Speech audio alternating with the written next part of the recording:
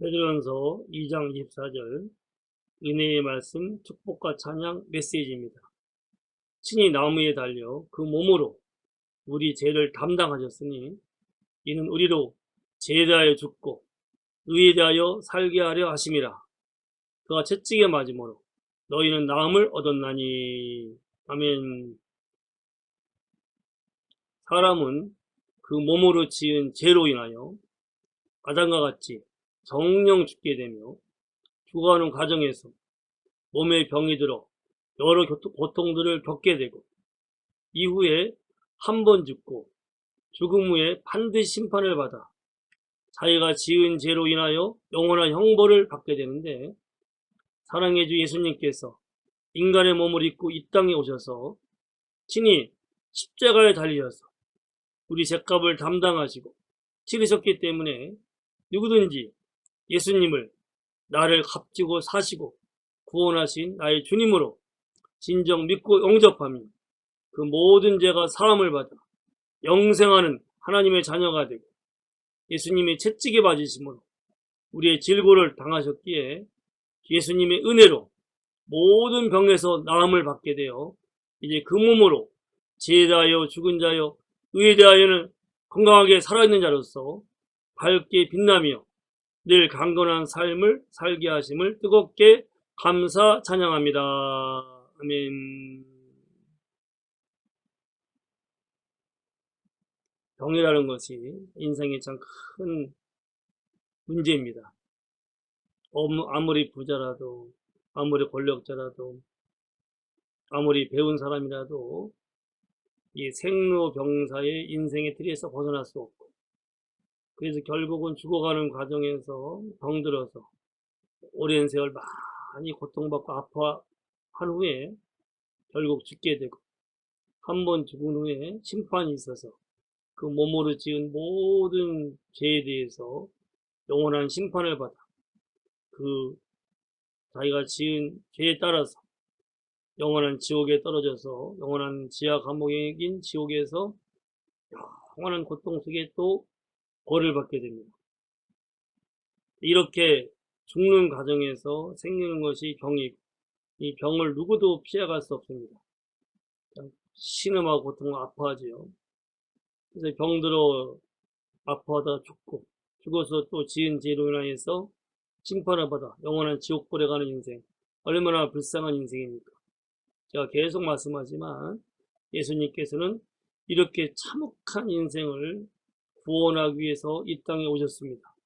예수라는 이름의 뜻이 자기 백성을 그들의 죄에서 구원할 자이시죠.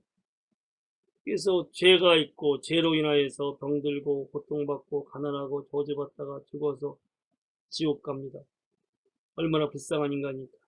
죄에서 구원받아야지 인간의 모든 문제들이 다 해결받게 되고 영원한 고통, 영원한 지옥, 영원한 어둠의 삶 속에서 예수님으로 인하여서 구원받으며 영원한 생명, 영원한 천국, 영원한 기쁨, 영원한 건강의 삶을 살게 되는데, 이것을 위해서 오셔서 예수님께서 모든 고통과 문제의 원인 되는 죄를 짊어지시고 친히 그 몸으로 죄를 짊어져서 그 죄를 담당하셨습니다. 죄값을 다 치르셨습니다. 쓰리고 아픈 십자가에서 형제 하나님께서 참으로 인간의 몸을 입고 우리의 모든 죄를 짊어지셔서 십자가에 달리시는 처절하게 고통과 아픔 속에서 피를 흘리십니다. 모든 고통을 당하시면서 인간이 받을 죄 형벌을 대신 다 받으셨습니다. 그리고 목숨까지 주시고 죽으셨습니다. 사흘 만에 부활하셨습니다. 이로 인하여서 인간의 모든 죄값을 예수님께서 치르셨습니다. 그 몸으로 그 죄를 담당하셨습니다. 그러기에 누구든지 진정 내가 주인 돼서 내 마음대로 살았던 죄악들을 회개하고 예수님이 값을 주고 사신 주님, 핏값을 주시고 피 흘려 죽으심으로 죄값을 치르셔서 값 주고 나를 구원하시고 나를 사신 나의 주님으로 믿고 영접하며, 그러면 주님께서 영으로 그의 몸에 들어오십니다.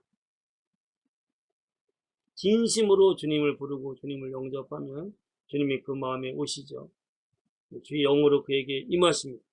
그래서 그가 주님의 영으로 성령으로 거듭나게 되고, 근데 이제는 죽어가는 인생이 아니라 영생하는 하나님의 자녀가 됩니다.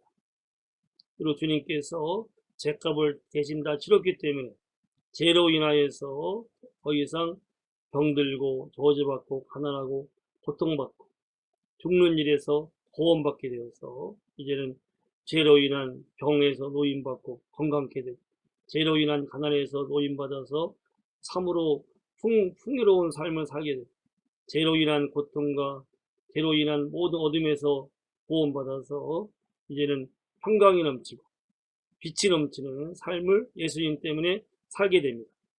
예수님이 채찍에 맞음으로 나음을 잊게 되었어요. 그리고 예수님이 십자가에 피 흘려 죽으시면서 죄값을 치르셨습니다. 그리고 채찍에 맞으시면서 모든 질병의 고통을 당하셨습니다. 주님이 질병의 고통을 당하셨기 때문에 더 이상 우리는 질고를 당할 이유가 없죠. 주님이 채찍에 맞으셨기 때문에 우리는 나음을 잊게 되었습니다. 이미 나음을 입은 거예요. 예수님이 다 이루신 겁니다. 죄를 속하시고 죄 때문에 생긴 모든 고통과 질병과 저주와 어둠의 소리를 던지신 겁니다. 이미 이루어졌어요. 그러기 나는 그것을 믿고 선포하고 믿음대로 행하면 주님이 이루신 것이 내 것이 됩니다. 그래서 참 인간의 병의 문제가 모진 문제죠. 병들어서 아파하며 괴로워하면 정말로 힘들고 어렵습니다.